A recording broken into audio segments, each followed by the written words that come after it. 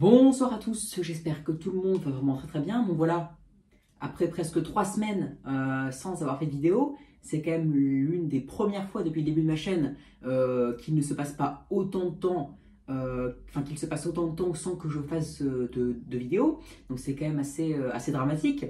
Donc après cette longue absence, il faut quand même que je revienne faire des vidéos, parce que je ne vais pas non plus m'arrêter, je ne vais pas arrêter ma chaîne, loin de là. Donc je compte continuer, même si la météo est ennuyeuse, il va falloir composer avec. C'est pour ça qu'il y a d'autres vidéos qui sont en préparation, qui vont sortir allez, on va dire dans les 10-15 prochains jours. Donc ce ne sera pas des vidéos de prévision météorologique, même si la situation s'arrange la semaine prochaine, j'en ferai. Mais du coup, vu que c'est déjà en préparation, vous doutez bien, que ce ne sera pas des vidéos de prévision météorologique, encore moins des vidéos sur le terrain, parce qu'on ne peut pas les prévoir à l'avance, celles-ci. Mais voilà, donc comme vous le verrez dans le titre, la météo est à gerber. C'est compliqué, parce que quand même ça fait depuis la mi-mai qu'on a un anticyclone qui s'est mis en place sur la Scandinavie, puis ensuite qui s'est positionné sur les îles britanniques pour la dernière décade de mai, ce qui fait qu'on a cette zone, cette France sous un temps sec, on a eu plutôt cette France sous un temps sec entre le 15 et le 21 mai. Ensuite, pour la dernière décade, en particulier à partir du 25 mai, donc on a quand même eu une période entre le 15 et le 25 où l'entièreté en général du pays, sauf peut-être les reliefs, était sous un temps sec. Ensuite, nous avons eu un temps, alors excusez-moi,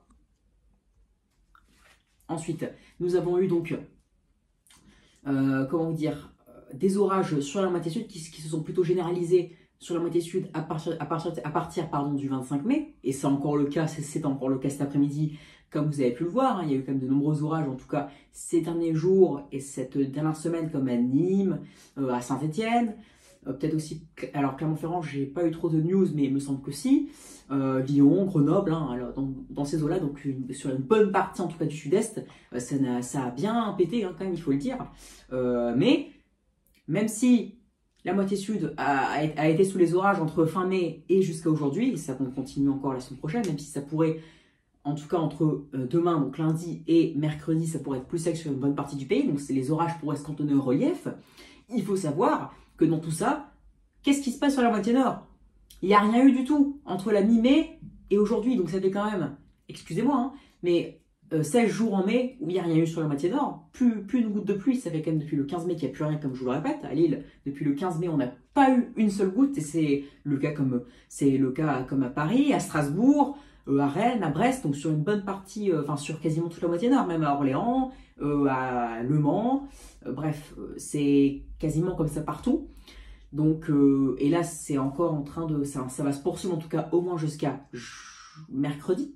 Donc mercredi, on sera le 7 juin, donc ça fera quand même 3 semaines. 3 semaines sans pluie, si ce n'est pas un peu plus. Et 3 semaines sans aucune goutte de pluie, c'est quand même assez dramatique.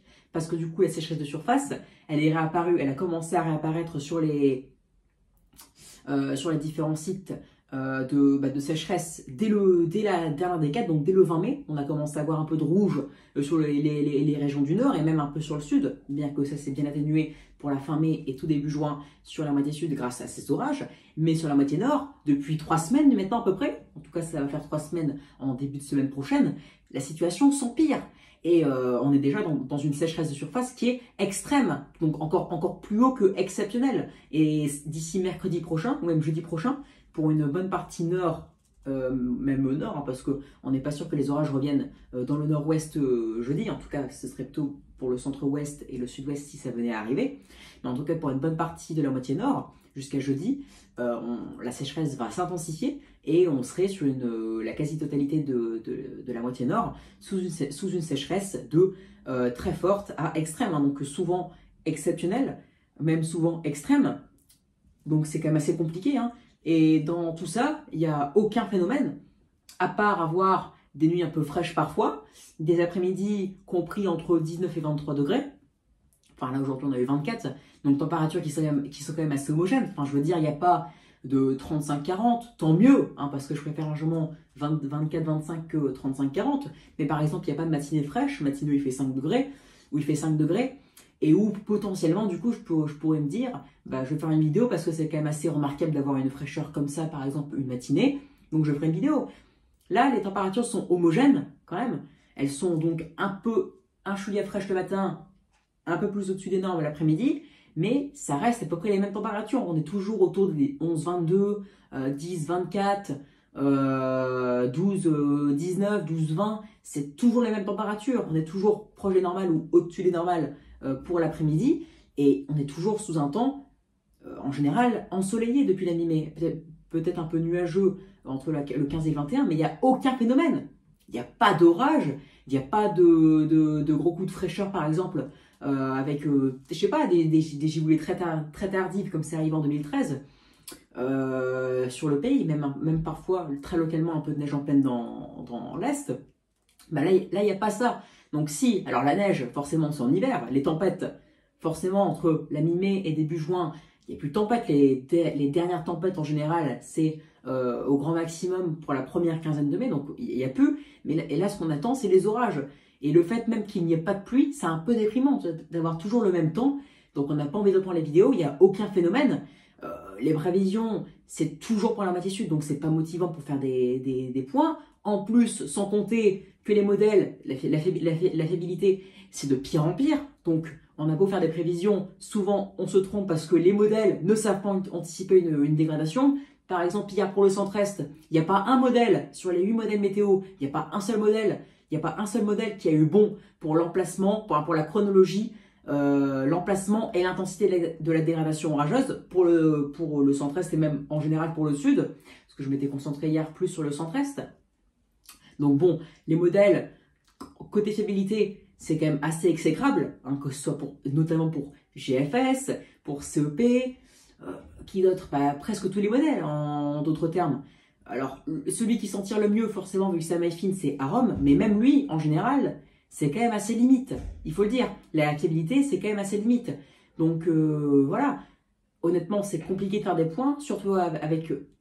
Vu que c'est dans la moitié sud, c'est pas motivant d'une part. Les modèles météo qui prouvent plutôt un manque cruel de fiabilité d'autre part, donc ça ne motive pas, parce qu'on n'a pas envie de faire, personne n'a envie de faire des prévisions météo qui ensuite s'avèrent fausses parce que les modèles sont mauvais ou je ne sais quoi. Voilà, la sécheresse sonore qui fait qu'on déprime, toujours le même temps, soleil, température d'environ 10-12 le matin, d'environ 20, 22, voire 24 l'après-midi. Donc voilà, tout est déprimant. Et surtout, il faut signaler anticyclone entre la Scandinavie et les îles britanniques, quatrième point, qui est là depuis quand même presque 3 semaines. Donc ça, c'est quand même gravissime. Et voilà, franchement, c'est gravissime. Donc c'est démotivant.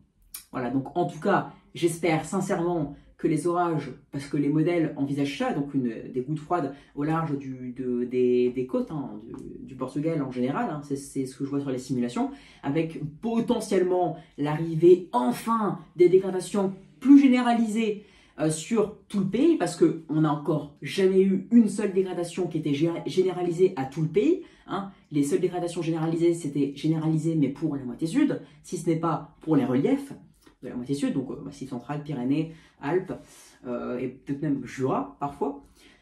Pas les Vosges, mais en tout cas pour l'entièreté quasiment des massifs. Donc j'espère que ça va se débloquer la semaine prochaine avec l'arrivée des gouttes froides, donc qui va favoriser un flux de sud-ouest très humide.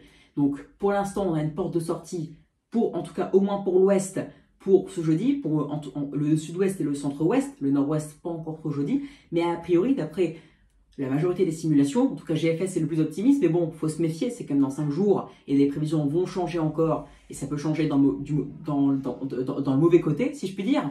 Donc vendredi, dans 5 jours, il est possible qu'on ait enfin la première dégradation assez virulente, mais on s'en fiche, mais qu'on ait enfin la première dégradation orageuse généralisée sur l'entièreté ou quasiment du pays. Donc quand je dis généralisée sur l'entièreté quasiment, c'est pas toutes les villes de France qui seront concernées. Non, c'est que ça ne sera pas que la moitié sud. Ce sera le sud-ouest sera concerné, le sud-est aussi, le nord-ouest sera concerné, le nord-est aussi. Voilà, tout le monde sera concerné.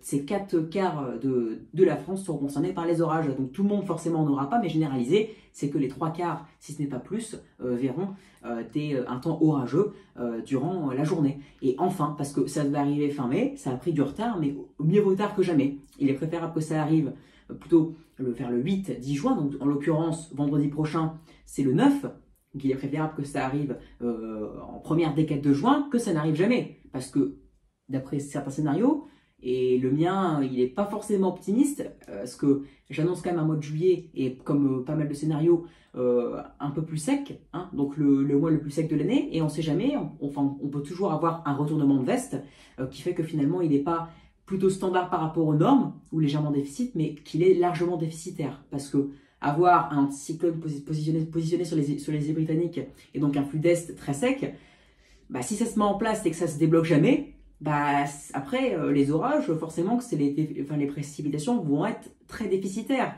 Encore pire, si on n'a pas de gouttes froides sur l'Atlantique, ça va être compliqué aussi. Donc, il manquerait plus qu'on ait une canicule et qu'ensuite on ait donc un anticyclone avec un temps sec, donc pas d'orage. Donc voilà, on ne sait jamais. Donc mieux vaut en tout cas qu'on ait un mois de juin plus humide, comme ça va atténuer cette sécheresse au moins de surface pour enfin tout le pays, vu que ce sera généralisé. Après, il faudra quelques jours, même quelques semaines, pour atténuer la sécheresse qui s'est nettement aggravée depuis 3 semaines et qui est devenue souvent entre exceptionnelle et historique, enfin historique et extrême sur la moitié nord. Donc voilà, en tout cas, il y a potentiellement une porte de sortie pour dans 5 jours d'échéance. Mais voilà, il va falloir attendre et il va falloir affiner ça. En tout cas, j'espère que ça sera confirmé et qu'on n'aura pas encore un temps sec sur le pays ou un temps orageux, mais que pour la moitié sud, avec donc une sécheresse qui s'aggraverait pour la moitié nord si ça venait à être le cas. On y croit, mais en tout cas, la météo est à gerber depuis presque 3 semaines et en tout cas, on aura eu à minima 3 semaines de météo à gerber, donc jusqu'au 7-8 juin pour la moitié nord au moins, on aura eu 3 semaines de météo à gerber. Et j'espère que ça s'arrêtera à 3 semaines et non pas à 1 mois, voire tout l'été. Voilà, donc j'espère que cette vidéo vous aura plu, cette vidéo mise au point. Donc j'espère reprendre, en tout cas je vous lâcherai pas, vous inquiétez pas, je resterai assez actif sur YouTube. Donc les pauses de 3 semaines, j'essaierai franchement d'être le plus présent possible. Au moins une vidéo tous les 4-5 jours ou au minimum une vidéo par semaine. Et de toute façon, il y aura d'autres vidéos qui ne seront pas des prévisions, mais dans tous les cas, si la météo est nulle, va falloir s'adapter. On s'adaptera à la situation, je m'adapterai. Et donc, je ferai des vidéos, mais donc qui ne seront pas des vidéos sur le terrain et qui ne seront pas des vidéos de prévision météorologique. Ou alors, j'en ferai, mais peu, hein, parce que si c'est que pour les mêmes régions à chaque fois, c'est démotivant. Voilà, on en reparlera la semaine prochaine. On y croit quand même pour ce déblocage. Très bonne soirée à vous. Abonnez-vous, likez, partagez et n'hésitez surtout pas à me donner des idées pour mes futures vidéos. Excellente soirée à vous. Ciao.